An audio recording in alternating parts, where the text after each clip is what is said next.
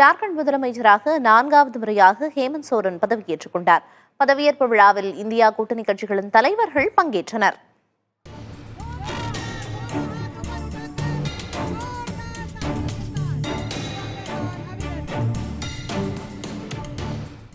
ஜார்க்கண்ட் தலைநகர் ராஞ்சியில் உள்ள மோராபாதி மைதானத்தில் நடைபெற்ற விழாவில் ஆளுநர் சந்தோஷ்குமார் கங்குவார் ஹேமந்த் சோரனுக்கு பதவி பிரமாணமும் ரகசிய காப்பு பிரமாணமும் செய்து வைத்தார். मैं अपना नाम बोला हेमंत सोरेन सत्य निष्ठा से प्रतिज्ञान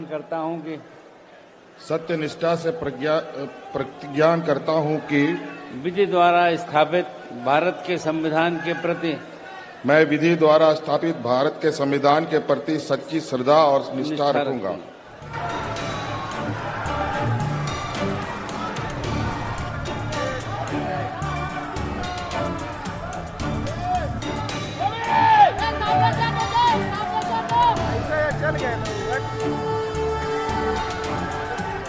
முன்னதாக விழா மேடையில் அமர்ந்திருந்த ஜார்க்கண்ட் முக்தி மோர்ச்சா கட்சி தலைவரும் தனது தந்தையுமான ஷிபு சோரன், தாயார் ரூபி சோரன் ஆகியோரிடம் ஹேமந்த் சோரன் ஆசி பெற்றார்.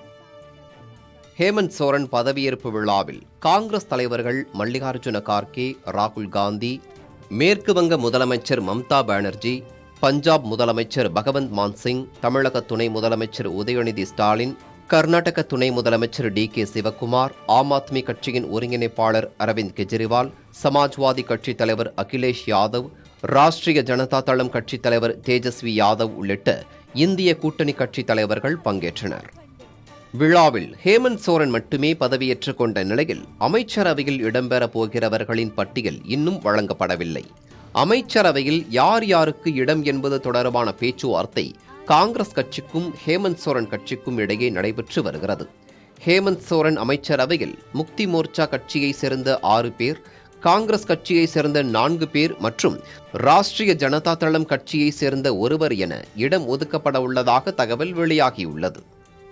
81 இடங்களை கொண்ட ஜார்க்கண்ட் மாநில சட்டமன்றத்திற்கு அண்மையில் நடந்த தேர்தலில் 56 இடங்களை கைப்பற்றி ஜார்க்கண்ட் முக்தி மோர்ச்சா தலைமையிலான கூட்டணி அமோக வெற்றி பெற்றது.